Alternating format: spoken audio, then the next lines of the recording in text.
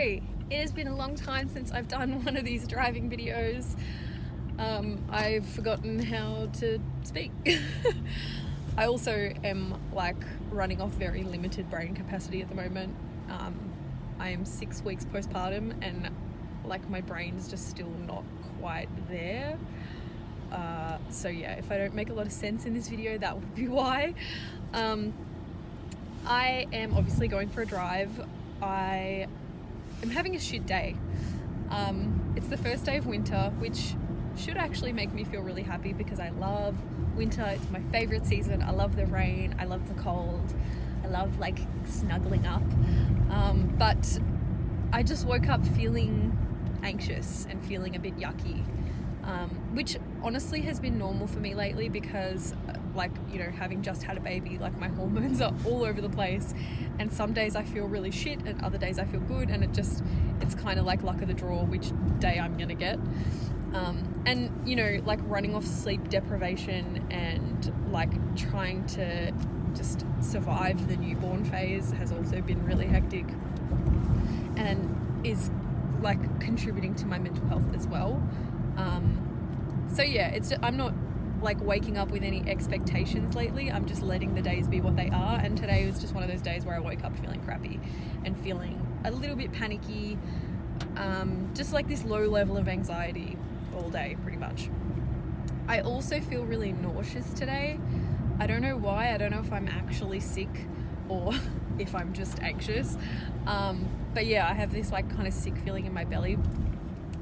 I have these things that I have to go and collect from Target. They've been on click and collect for a couple of days now, and when I noticed that I felt sick this morning, I was like, just leave it, don't go get them, you're feeling sick, just lay low and stay home.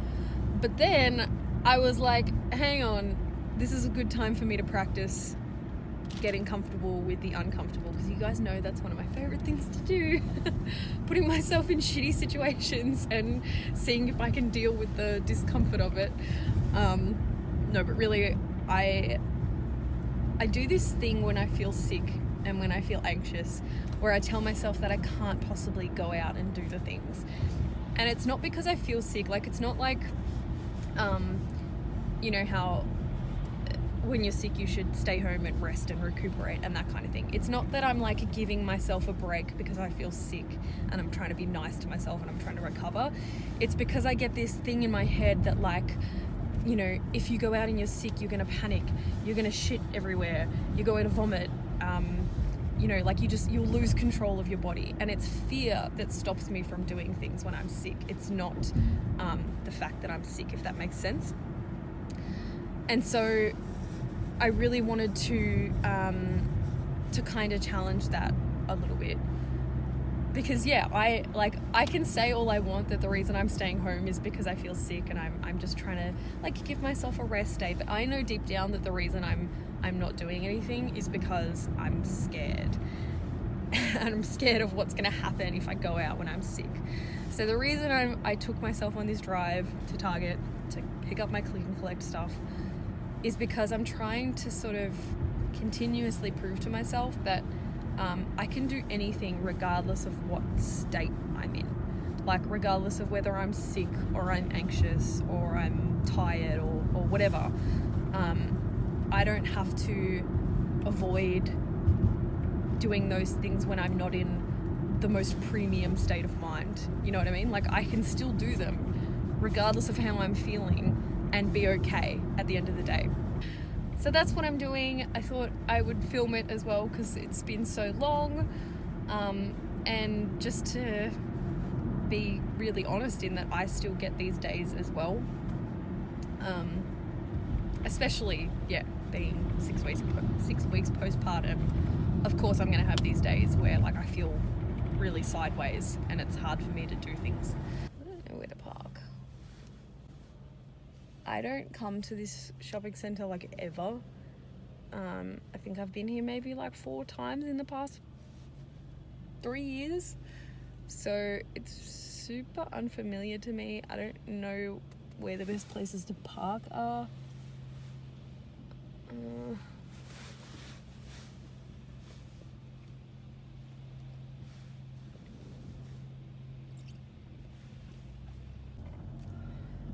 I am back. Wow. So after that drive was like relatively easy, I was like, oh, this is fine. Like, no worries at all. And then I got into the shopping centre and I went to do the first thing that I had to do, which is go to Target and get the click and collect. And I was just walking through the aisles when I got there, looking at the clothes, and it just hit me like this wave of nausea and panic. And I was like, oh, fuck. And I thought to myself, like, just find a bathroom as quick as you can. And then the other part of me was like, no, just chill for a bit, like, just keep walking around. And then it's so funny, I've got like that voice in my head saying like, get out, go find a bathroom, everything bad's gonna happen. And then I have the other part of me that just is standing back and watching myself say that to myself. And it's like one is calm and the other one is like acting like their head's on fire. And it's just really interesting having those two parts coexist. But I told myself, just keep walking around, like just keep circulating and see what happens. At that point I really did think that I actually was sick and I was gonna be sick, but I kept telling myself that like, even if you're gonna be sick here, then like whatever. But so I went to get my click and collect stuff and there was a little bit of a queue and I'm standing there kind of like getting really anxious and trying to breathe. And then I looked at the lady who was at the front desk and I just told myself that like, she's a human being, I'm a human being, everyone else in this line is a human being, and if something bad were to happen to me, like if I were to suddenly feel sick, I've got all these people here to help me. And it really, it helps to soothe me, especially because I'm someone who used to think everyone is going to stare at me, everyone is going to laugh at me, everyone's going to judge me. I didn't think that consciously, but it was definitely something that was in the back of my mind, like I was trying to avoid feeling ashamed. So to consciously tell myself like, all of these people are here for each other, and if you need one of them, all you need to do is ask. And if the worst happens, if something really embarrassing happens, they're human too, and they're going to understand and they're going to help. And that always helps to like kind of bring me down from the edge. And then when it was my turn, I made sure I spoke really slowly and I made eye contact and all of those things that that really help me when I'm in that like survival zone where, you know, all I'm thinking about is escaping and all the terrible things, all the threats, all the bad stuff that might happen. When I make eye contact and when I actually have a conversation with someone, it helps to bring me back into myself.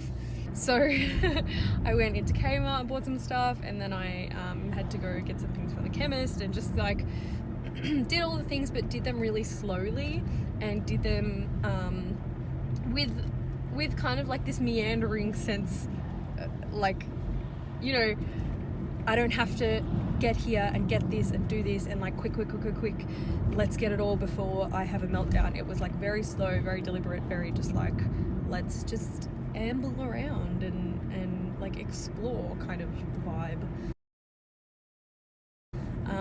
And I calmed down pretty quickly, I have to say. So by the time I was like going to get the groceries and stuff, I felt fine. Got hot chocolate, which is always a great treat. Someone, I think Meg, who I did a podcast interview with, posted on her Instagram today. I'll try and find it and post it on this video, but it was something like, there's a rule where every time I go out, I have to buy myself a special treat. And yeah, that's definitely me. Ultimately, I feel really good. I feel really happy that I went out and did the thing. I always notice such a huge change in my mood. It's funny how much avoidance really alters the way you think and the way you act and the way you even like the emotions that you have. Like, it was like from the moment I woke up today, I knew that I was going to avoid things because I was not feeling good. And then when I do the opposite and I, you know, go out there and I like rejoin the world again, my whole mindset shifts. I don't feel sick anymore. I don't feel anxious anymore. I don't feel like annoyed and unmotivated anymore. I was getting really frustrated this morning because I had no fucking idea what to cook for dinner, and it was really pissing me off. Because I was like, I'm a failure of a mum. Like, I just was thinking all these stupid things. Now I feel like I have all these things in mind to cook for the week, and like I just feel really